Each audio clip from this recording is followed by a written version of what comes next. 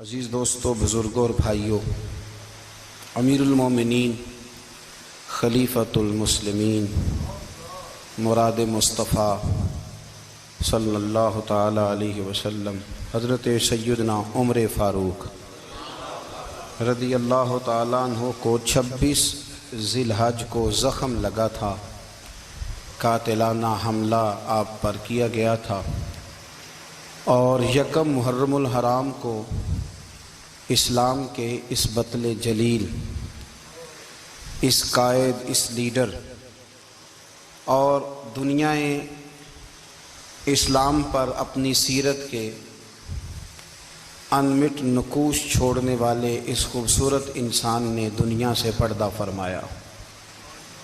حضرت عمر فاروق رضی اللہ تعالیٰ عنہ ان لوگوں میں سے ہیں جو ابن الوقت نہیں ہوتے، ابو الوقت ہوتے، جو وقت کے مطابق نہیں بدلتے بلکہ وقت کو اپنے مطابق بدل دیا کرتے ہیں۔ یہ وہ لوگ تھے کہ دین ان کا اوڑھنا بچھونا تھا، ان کا چلنا پھرنا دین تھا، ان کا ہنسنا اور رونا دین تھا۔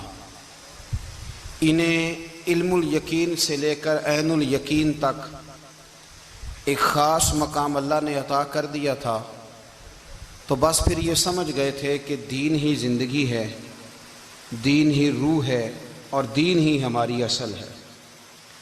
نبی کریم صلی اللہ تعالیٰ علیہ وسلم نے فرمایا کہ میں نے خواب دیکھا ہے، کچھ لوگوں کو میں نے قمیضیں پہنے ہوئے دیکھا، کچھ کی قمیضیں ناف تک تھیں، کچھ کی پیٹ تک تھیں، اور کچھ کی گھٹنوں تک تھیں۔ عمر، میں نے تمہیں بھی دیکھا ہے، تمہاری قمیض تو پیروں سے ٹکرا رہی تھی۔ تو حضرت عمر کہنے لگے، حضور خواب کوئی دیکھتا ہے، تعبیر کوئی بتاتا ہے، پر یہاں کمال یہ ہے کہ خواب بھی آپ نے بتایا ہے، تعبیر بھی آپ ہی بتائیں گے۔ تو حضور پھر بتا دیں اس خواب کی تعبیر کیا ہے۔ تو حضور نے فرمایا تعبیر یہ ہے کہ کسی کا دین ناف تک، کسی کا گھٹنوں تک، کسی کا پیٹ تک، اور عمر تو سارا ہی دین میں لپٹا ہوا ہے، تو سارا ہی دیندار ہے، سارا ہی۔ حضرت عمر فاروق رضی اللہ تعالیٰ عنہ آئیڈیل ہیں، ایک ہیرو ہیں۔ ان کی زندگی کے درجنوں پہلو ہیں، ہر سال ہم ایک پہلو بیان کر دیتے ہیں، کبھی عدل و انصاف پہ بات کر لیتے ہیں، کبھی نظام حکومت پر۔ ان کی زندگی کا ایک پہلو آج بھی ہماری گفتگو کا عنوان رہے گا، پر حضرت عمر کا مرتبہ اور مقام یہ ہے کہ نبی کریم علیہ السلام نے فرمایا کہ جبریل امین 950 سال میرے عمر کی شان بیان کریں تو عمر کی شان ختم نہیں ہوتی۔ 950 سال اگر حضرت جبریل بھی بیان کریں تو یہ مقام ہے سیدنا فاروق اعظم کا۔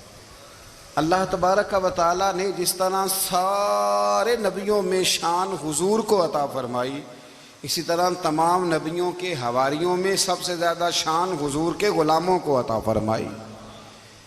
قرآن مجید میں اللہ کریم نے فرمایا، یا ایھا الذین آمنوا قوا انفسکم واہلیکم نارا، فرمایا اے ایمان والو، خود بھی جہنم کی آگ سے بچو اور اپنے گھر والوں کو بھی دوزخ کی آگ سے بچاؤ۔ خود بھی بچو اور اپنے گھر والوں کو بھی۔ ہماری ساری نصیحتیں باہر والوں کے لیے، باہر ہمیں بہت بڑا لیکچر بھی دینا پڑے تو چلتا ہے، بہت بڑی داستان سرائی بھی کرنی پڑے تو چلتی ہے۔ سٹیٹس اور معیار یہ ہے کہ سارا کچھ باہر والوں کے لیے، اور گھر کے وہ پھول جن کی آبیاری بھی ہم نے کرنی تھی، کوئی جڑی بوٹیاں اور گائیں تو وہ کاٹنی بھی ہم نے خود تھی، دھوپ اور چھاؤں کا خیال بھی ہم نے رکھنا تھا، وہاں ہماری نظر نہیں ہوتی۔ پڑوسی کے بچے کیا کر رہے ہیں یہ سارا پتہ ہوتا ہے، اور میرے گھر میں کیا گل کھل رہے ہیں اس کی مجھے خبر نہیں ہوتی۔ حضرت عمر فاروق نے جب یہ آیت نازل ہوئی تو فوراً عرض کیا، یا رسول اللہ صلی اللہ علیہ وسلم، اس کا کیا مطلب ہے کہ خود بھی دوزخ کی آگ سے بچو اور اپنے گھر والوں کو بھی بچاؤ؟ تو نبی کریم علیہ السلام نے فرمایا، عمر اس کا مطلب یہ ہے کہ جن چیزوں کا اللہ رسول تمہیں حکم دیتے ہیں تم اپنے گھر والوں کو ان چیزوں کا حکم دو، اور جن چیزوں سے اللہ رسول تمہیں منع کرتے ہیں تم اپنے گھر والوں کو بھی ان چیزوں سے منع کرو۔ حضرت عمر فاروق کی زندگی میں جو چیز آپ کو بہت زیادہ ملے گی نا، وہ یہ ہے کہ آپ نے جتنا کڑا احتساب محاسبہ باہر والوں کا کیا ہے نا، اس سے زیادہ بڑھ کے اپنا اور اپنے گھر والوں کا کیا ہے۔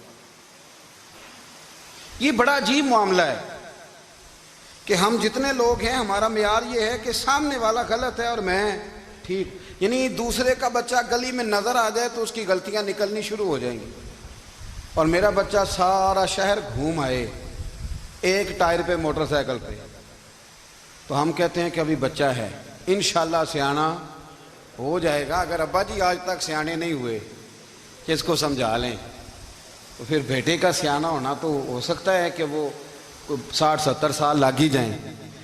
گھر کے اندر جب تک توجہ نہیں ہوتی، اور سب سے پہلے جب تک اپنی ذات پر توجہ نہیں ہوتی، میں کہا کرتا ہوں کہ باہر لیکچر چلتا ہے، گھر میں عمل چلتا ہے۔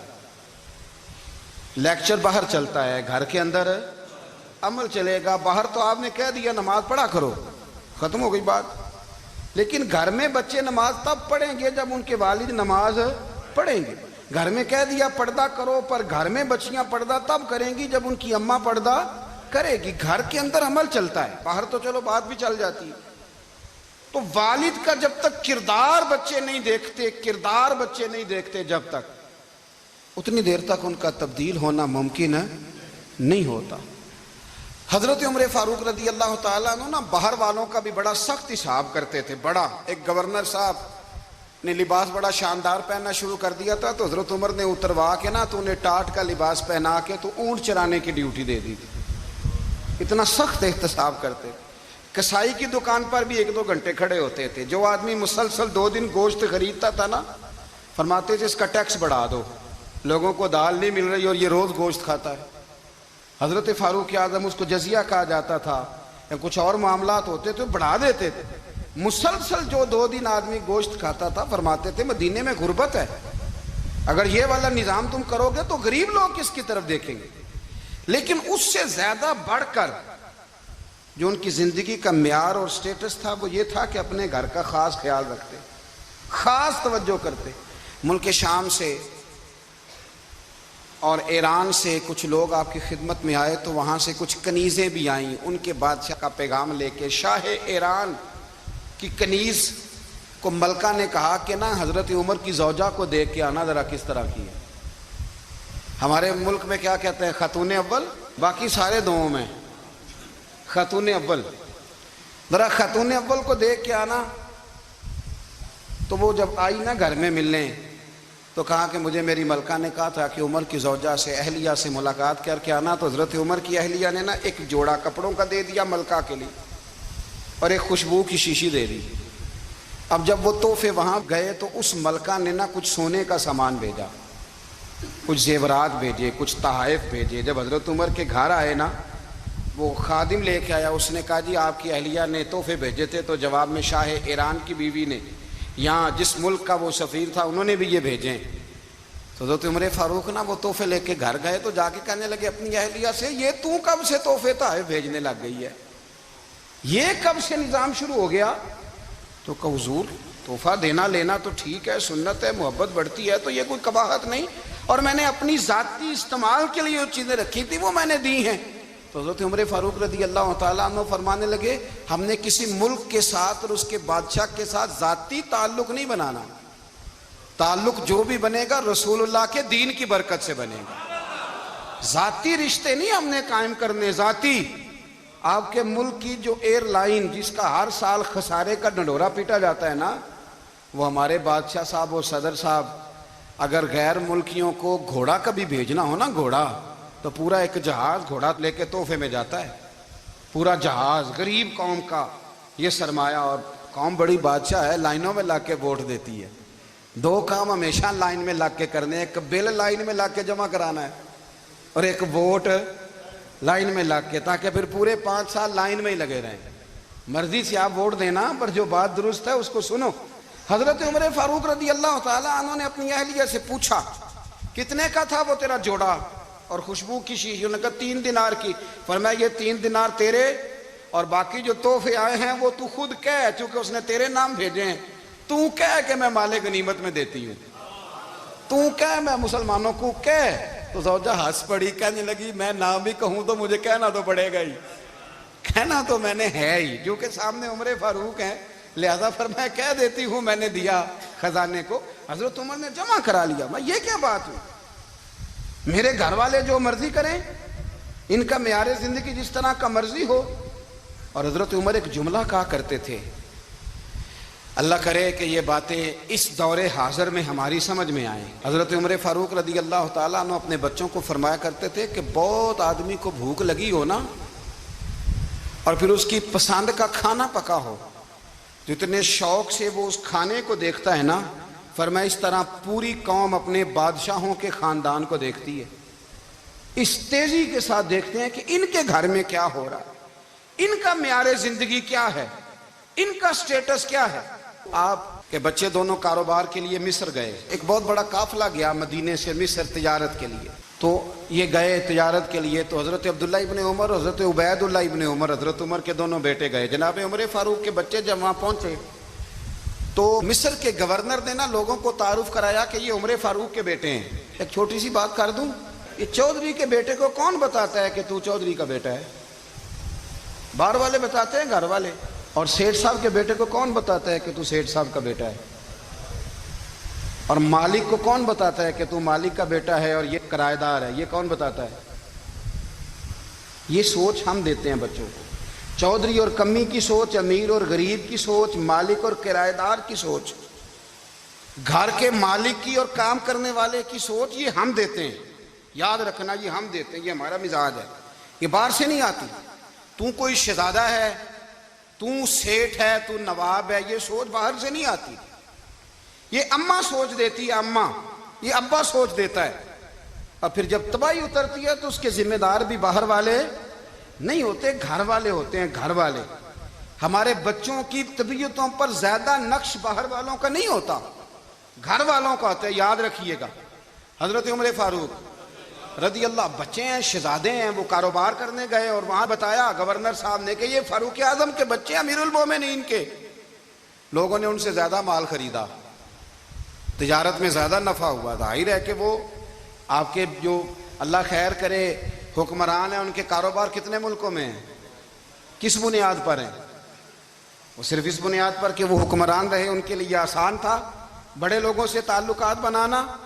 حضرت عمر فاروق رضی اللہ تعالیٰ عنہ کے بچے ڈھیروں مال کما کے جب واپس آئے نا، تو حضرت عمر سے آ کے بچوں نے بطور محبت کا، ابا جی اللہ نے بڑا ہی فضل کیا ہے، بڑا مال کمایا الحمدللہ، یہ دیکھیں کتنا نوازا ہے۔ تو حضرت عمر کہنے لگے سارے قافلے نے اتنا ہی کمایا ہے؟ سارے قافلے نے اتنا ہی کمایا ہے؟ کہ حضور نہیں، سارے قافلے نے اتنا نہیں کمایا، سب کو اتنا نہیں ملا۔ وہ تو وہاں گورنر صاحب نے لوگوں کو تعارف کرایا تھا کہ یہ عمر کے بچے ہیں، تو لوگوں نے پھر ہم سے بڑا ہی خریدا۔ تو حضرت عمر فرمانے لگے ٹھیک ہو گیا، میں بات سمجھ گیا، اس طرح کرو، جو تمہاری اصل زر تھی نا، جو راز تھی، وہ رکھ لو اور باقی سارا مال مال خزانہ میں جمع کرا دو، اس لیے کہ یہ تم نے تجارت نہیں کی، یہ تم نے اپنے باپ کا نام بیچا ہے، یہ تم نے امیر المومنین کے بیٹے ہونے کا فائدہ اٹھایا ہے۔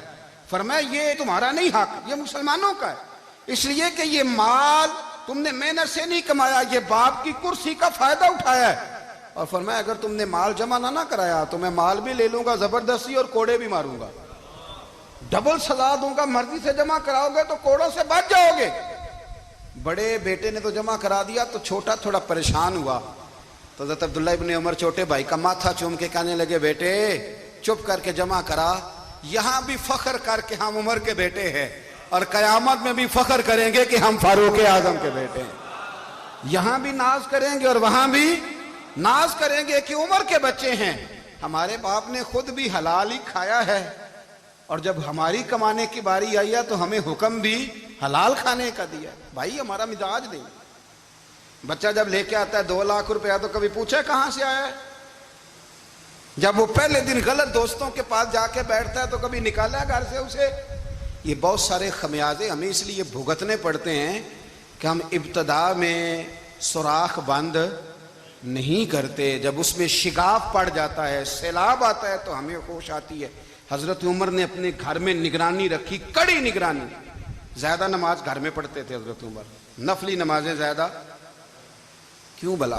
میرے صاحب مجھے حکم دیتے تھے کہ فرض نماز کے علاوہ نمازیں گھر میں پڑھنا، بچوں کو عادت پڑے گی۔ ذوق پیدا ہوگا, ان کو پتہ چلے گا کہ ہمارے گھر میں 5 وقت کوئی اور کام بھی ہوتا ہے. بھائی یاد رکھیں کہ آپ نے اگر سجدہ کرنا ہے تو بچہ لیٹ جائے گا, اسے پتہ کوئی نہیں سجدہ کیا ہے. لیکن جب گھر میں کبھی قرآن ابا جی کھول لئی نا, میں اکثر کہتا ہوں جب ابا جی کا موڈ بن جائے نا لیکچر دینے کا, وہ گھر میں شروع ہو جاتے ہیں, کہتے ہیں آپ لوگ نماز نہیں پڑھتے اس لیے میرے کاروبار میں برکت کوئی نہیں, تم سویرے قرآن پاک نہیں کھولتے تو میں تباہ ہو گیا ہوں. تو میاں آپ نے کب گھر میں قرآن پاک کھولا تھا؟ آپ نے کب نماز پڑھی؟ آپ نے کب گھر کے اندر اللہ رسول کا ذکر کیا تھا؟ آپ نے کب حدیث چھیڑی؟ آپ نے بھی تو گھر کے اندر جب بھی آپ آئے ہیں تو آپ نے وہی کچھ کیا جو دنیا دار کرتے ہیں. آپ بھی تو اپنا موبائل لے کے الگ کونے میں بیٹھ گئے. آپ نے بھی تو کہا ہے کہ اب تمہارے چینل ختم, اب میری مرضی والا چلے گا. تو جو آپ نے کیا ہے بچے بھی وہی کام کریں گے. آپ نے بھی گپ شپ لگائی ہے تو وہ بھی لگا رہے ہیں. یہ سمجھ لیں جو کام آپ کریں گے آپ اپنے بچوں کی سیرت میں اس کا جلوہ دیکھ لیں گے. بڑی پکی سی بات ہے کہ آپ کو بچے کی عادتیں دیکھ کے سمجھ آ جائے گی کہ میں بھی یہی کرتا تھا اور یہ بھی. حضرت عمر فاروق رضی اللہ تعالیٰ عنہ وصال فرما گئے تو آپ کے وصال کے بعد حضرت عثمان غنی رضی اللہ تعالیٰ عنہ نے آپ کی ایک بیوہ سے نکاح کیا, حضرت عمر کی ایک بیوہ سے. جب وہ آپ کے نکاح میں آئی تو کہنے لگی حضرت عثمان غنی سے کہ حضور نہ تو میں خوبصورت ہوں اور نہ میں جوان ہوں, نہ آپ کی کوئی خدمت کر سکتی ہوں, میرے ساتھ نکاح کرنا سمجھ میں نہیں آیا. کیا شاندار جواب دیا حضرت عثمان غنی نے, کیا خوبصورت جواب دیا. فرمانے لگے میں نے اس لیے نکاح نہیں کیا کہ مجھے تمہارے حسن سے دلچسپی تھی یا تمہاری خدمت کی ضرورت تھی, میں نے تو اس لیے نکاح کیا ہے کہ مجھے بتاؤ عمر فاروق گھر کے اندر اپنے رب کی عبادت کس طرح کرتے تھے, وہ قرآن پاک کس طرح پڑھتے تھے, وہ رویا کیسے کرتے تھے, استغفار کا طریقہ کیا, کس وقت کس انداز میں وہ اپنے رب کو یاد کرتے تھے. اس لیے کہ عمر کئی دفعہ گھر سے آتا تھا تو میں اس کے چہرے پر نور دیکھا کرتا تھا, میں روشنی دیکھتا تھا, ایک معیار دیکھتا تھا. نکاح اس لیے کیا ہے کہ مجھے عمر کی جو گھر کے اندر کی عبادت ہے اس سے آگاہ کرو, تاکہ عثمان غنی بھی چاہتے ہیں اس طرح کے عمل کرو جس طرح کہ عمر فاروق کر کے گئے. بھائی جب تک ہم اپنے گھر میں وہ توجہ نہیں دیں گے, وہ مزاج دیکھیں نا, ہمارے گھروں میں جب نقشہ پاس ہوتا ہے تو ٹی وی لان بھی اس میں ہوتا ہے, ڈرائنگ روم بھی ہوتا ہے, نماز کی جگہ بھی ہوتی ہے نقشے میں. صحابہ جب گھر بناتے تھے تو ایک مسجد بیت کا نقشہ پاس کرتے تھے, ذہن میں رکھتے تھے کہ یہ کونا نماز کے لیے, وہاں جوتے لے کے کوئی نہیں جائے گا, وہاں نماز پڑھی جاتی تھی, عورتیں وہاں اعتکاف کرتی. ٹی وی لان تو آ گیا ہے اور گھر کے اندر ٹی وی رکھنے کے لیے تو ایک کمرہ الگ سے بنا دیا گیا ہے, اور اب جو نئے نقشے پاس ہو رہے ہیں اس کے اندر گھروں کے اندر جگہ بنائی گئی ہے جہاں کمپیوٹر رکھے جائیں, اور بچوں کے لیے وائرنگ ہوگی نیچے تاکہ انہیں کوئی مشکل درپیش نہ ہو. یہ ساری چیزیں ہم نے نہانے کے لیے گھروں کے اندر اتنے بڑے واش روم بنائے ہیں کہ لگتا یہ ہے کہ سوائے نہانے کے اور کام ہی نہیں کوئی گھر میں ہوگا. ہر چیز آ گئی, پر اللہ کرے کوئی تفسیر بھی ٹیبل پہ پڑی نظر آئے, کوئی حدیث کی کتاب بھی ٹیبل پہ پڑی نظر آئے. اللہ کرے کہ جس طرح ابا لطیفہ سن کے آتا ہے تو جب تک سنا نہ لے اسے ہضم نہیں ہوتا. اللہ کرے کہ وہ جمعے میں بیان سن کے جائے تو اس کا بھی دل کرے میں اپنے بچوں کو سناؤں. وہ نبی پاک کی کوئی حدیث کہیں سے سنے تو گھر جا کے سنائے. جب تک یہ معیار نہیں بنتا آپ کیسے توقع کرتے ہیں کہ گھر کے اندر اللہ کی رحمتیں نازل ہوں گی؟ آپ یہ کیسے توقع کرتے ہیں کہ گھر کے اندر وہ معیار اور وہ مزاج بنے گا؟ حضرت عمر فاروق نے ذاتی زندگی پر جو توجہ دی, گھر والوں کے معیار پر جو توجہ دی حضرت عمر فاروق رضی اللہ تعالیٰ عنہ نے, وہ بھی بڑی دیدنی ہے. حضرت ابو موسیٰ اشعری کو نا آپ نے وزیر خزانہ بنایا تھا, تو حضرت ابو موسیٰ اشعری کہتے ہیں کہ حضرت عمر کو شیخ خزانے میں رہنے تو دیتے نہیں تھے. ایک دن نا میں صفائی کر رہا تھا اس کمرے کی جس میں خزانہ رہتا تھا. ہمارے تو ملک میں جو جاتا ہے وہ صفائی کر کے ہی جاتا ہے, اللہ خیر کرے. اور خیر معیار بدلتا ہے, جو پچھلی حکومت ہوتی ہے وہ قرضہ اٹھاتی ہے, وہ باہر سے جاتی ہے تو قرضہ لے کے آتی, اور جو نہیں آتی ہے وہ کہتی ہے ہمیں پیکج مل گیا ہے. وہ قرضہ نہیں اٹھاتے, ان کو کیا ملتا ہے؟ یعنی پچھلی نے قرضہ لیا تھا اور ہم نے, واہ جی واہ کیا خوبصورت انداز ہے, اس کا نام بدل کے نا انہوں نے قرضہ لیا تھا اور ہم نے, میں کہا بڑے شاندار سیانے بندے ہو گئی. حضرت سیدنا ابو موسیٰ اشعری کہتے ہیں کہ میں نے نا مال غنیمت کی صفائی کی تو 1 دینار مجھے نا کہیں پڑا ہوا مل گیا, تو فرماتے ہمیں اجازت ہوتی تھی کہ 1 دینار ہم اپنی مرضی سے کہیں خرچ کر سکتے تھے. اگر آپ ناراض نہ ہوں تو ہمارے ہاں جب چیئرمین صاحب ناظم صاحب ٹھیکے دیتے ہیں تو ٹھیکیدار ان کا چھوٹا بھائی ہوتا ہے یا چچا کا بیٹا ہوتا ہے یا خالہ کا بیٹا ہوتا ہے. وہ خود ناظم ہوتے ہیں اور ان کا چھوٹا بھائی ٹھیکیدار ہوتا ہے. یعنی وہ نا سارا کچھ گھر کے اندر ہی رہتا ہے. گھر کے اندر ایک پیسہ دیتا ہے, دوسرا واپس اس کو واپس کر دیتا ہے. گھر کے اندر ہی. اب تو خیر ہمارے لوگ سمجھدار ہو گئے. ایک بندہ ایک سیاسی جماعت میں ہوتا ہے, دوسرا دوسری میں, اور تیسرا جس کی بھی حکومت آئی حکومت تو ہماری رہے گی نا. ایک بندہ تو ہے نا اس جماعت میں. یہ اچھا لوگوں نے ایک طریقہ نکالا ہے. تو حضرت عمر کے بیٹے گزر رہا تھا تو حضرت ابو موسیٰ اشعری کہتے ہیں میں نے صفائی کی تو 1 دینار نکلا. تو میں نے وہ 1 دینار نا حضرت عمر کے بیٹے کو دے دیا. میں نے کہا لو بیٹا اپنے چچا کی طرف سے تحفہ. تو گھر جا کے انہوں نے حضرت عمر کو بتایا کہ چچا نے پیسے دیے ہیں. چھوٹے بچے تھے. حضرت عمر نے حضرت ابو موسیٰ اشعری کو بلا لیا اور بلا کے فرمانے لگے میں تو تمہیں اپنا دوست جانتا تھا اور تو نے میری اولاد کو ہی دنیا دار بنانا شروع کر دیا. میرے بچوں کو ہی تم نے دنیا دار پیسوں پہ لگانا شروع کر دیا. میں تو تمہیں یار سمجھتا تھا. فرمایا تمہیں چاہیے تھا میرے بیٹے کو نصیحت کرتے کہ بیٹا پیسوں سے رب راضی نہیں ہوتا, اس کی رضا والے کام کیے جائیں تو رب راضی ہوتا ہے. اور فرمایا تمہیں کوئی اور گھر نہیں ملا تھا تباہ کرنے کے لیے, میرا ہی گھر ملا تھا. اٹھاؤ اپنا دینار اور خبردار آج کے بعد میرے بچوں کے ساتھ یہ والی نیکی نہ کرنا. اور ہمارا کیا سٹیٹس ہے, دوستی ہے یہ اس سے جو تحفے زیادہ دے, جو بچوں کو خراب کرنے میں مدد زیادہ کرے اس کے ساتھ یہ رہنا. حضرت عمر نے گھر پہ اور سب سے بڑھ کر اپنی ذات پہ توجہ کی. حضرت ابو مالک رضی اللہ تعالیٰ عنہ کہتے ہیں میں عمر کے پیچھے پیچھے ایک باغ میں گیا, اکثر اس باغ میں جایا کرتے تھے. اور عمر جا کے نا تو درخت کے نیچے بیٹھ گئے اور فرمانے لگے او امیر المومنین اللہ سے ڈر جا, ورنہ جس رب نے حکومت دی ہے وہ عذاب بھی بڑھا دے گا. ڈر جا رب سے. کبھی ساری زندگی حضرت عمر نے اپنا کوئی تعارف نہیں کرایا, کبھی نہیں. ایک بندے نے آپ کے سامنے تعریف کر دی آپ کی تو فرمانے لگے تو خود بھی ہلاک ہوا اور مجھے بھی ہلاک کر دیا. کیا ضرورت پڑی ہے میری تعریفیں کرنے کی, اتنی دیر میری تعریف میں لگائی. اللہ کا ذکر کرتا رب تجھے ثواب دیتا, حضور پہ درود پڑھتا تو رب تیرے اوپر رحمتیں نازل کرتا. کس چکر میں ہے؟ آج جتنا اچھی کوئی خوشامد کرے اتنی اچھی وزارت ملتی ہے, جتنی اچھی اس کو جو ہے وہ چاپلوسی کرنی آیا درجہ بھی اسے اتنا ہی اچھا ملتا ہے. حضرت عمر فاروق رضی اللہ تعالیٰ عنہ آپ کے بیٹے کہتے ہیں, صاحب فتوح الشام نے لکھا ہے, آپ کے صاحبزادے کہتے ہیں میں نکلا تو میرے ابا جی نا اپنی پشت پر مشکیزہ رکھ کے کنویں سے پانی بھر کے آ رہے. میں دوڑ کے آگے گیا, میں نے کہا ابا جی مجھے دے دے. فرمانے لگے بیٹا تیرا کیا خیال ہے, کوئی اور نہیں تھا مشکیزہ بھر کے لانے کے لیے, تیرا کیا خیال ہے؟ کہا ابا جی بڑے لوگ تھے پر آپ کیوں اٹھا رہے ہیں؟ فرمانے لگے نفس نا ذرا میرا بڑا ہو گیا تھا, اسے ذرا ذلیل کر رہا ہوں, ذرا اپنا محاسبہ کر رہا ہوں. یہ مجھے کہہ رہا تھا تو بڑی چیز ہے, تو میں نا ابھی مشکیزہ گھر رکھ کے آؤں گا, پھر تیری ماں نے مجھے کہا ہے کہ گھر میں لکڑیاں کوئی نہیں جلانے کے لیے, پھر میں جنگل سے لکڑیاں کاٹ کے لاؤں گا. امیر المومنین بن کے نا تو میرا نفس تھوڑا بڑا ہو گیا. اب یقین کریں ہمارا آزما خراب ہو جاتا ہے جب تک ہمارا تعارف صحیح نہ ہو, ہمارا تعارف ٹھیک نہ ہو. میں یہ ہوتا ہوں, میں وہ ہوتا ہوں, چھوڑ مٹی دیں تے مٹی رہنا ہی, مٹی دیں تے مٹی دیں تے مٹی رہنا ہی. ایویں کادی بلے بلے اج مٹی دے اتے بندیا تے کل مٹی دے تھلے, مٹی دیں تے مٹی رہنا ہی. کادی بلے, مجھے پوچھ لو, مجھے جان لو, میرا نام لے لو, میں بھی آیا ہوں, میں بھی ہوتا ہوں, میرا بھی یہ تذکرہ ہے. جس کو اپنا تعارف کرانا پڑ گیا اس سے بھی زیادہ کمزور کوئی ہے.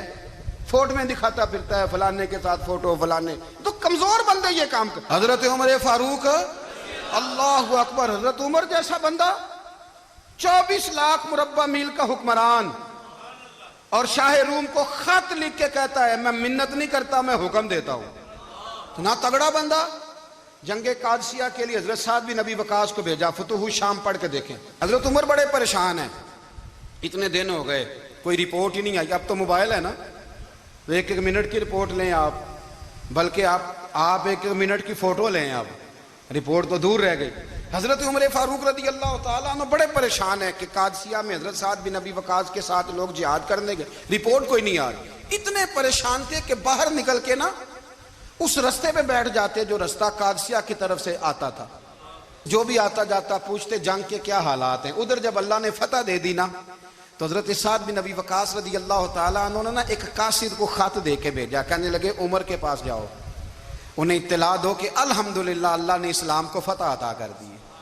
یہ حضرت عمر کو جا کے دینا، وہ بڑے پریشان ہوں گے۔ وہ جو اس زمانے میں اس طرح ہوتا تھا کہ کئی دور دور سے صحابہ جو دوسرے شہروں کے ملکوں کے رہنے والے ہوتے تھے وہ بھی آ کے شامل ہو جاتے تھے جہاد میں۔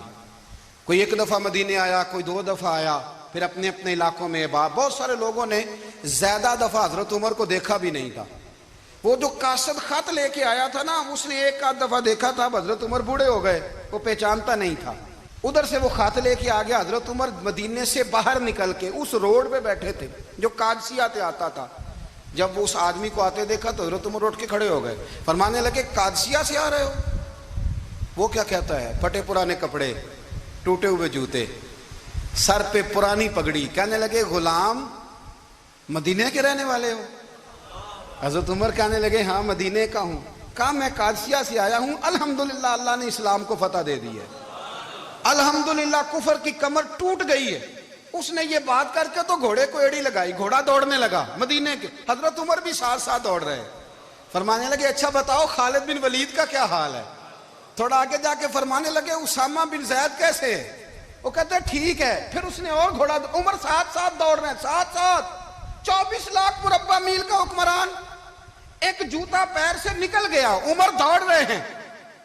آگے جا کے پوچھتے ہیں سعد بن ابی وقاص کا کیا حال ہے؟ کہا حضور وہ بھی ٹھیک ہے۔ کتنے لوگ میرے شہید ہو گئے مسلمانوں میں سے؟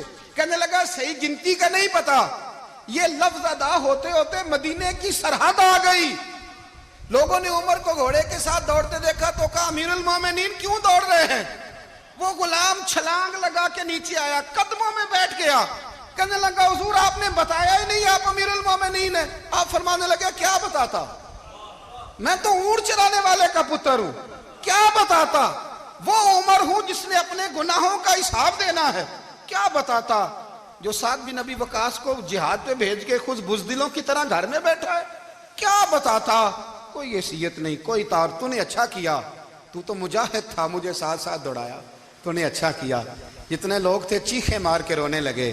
حضرت فاروق اعظم سے کہنے لگے عمر جب تک تیرے جلوے رہیں گے اللہ کامیابیاں ہی عطا فرمائے گا۔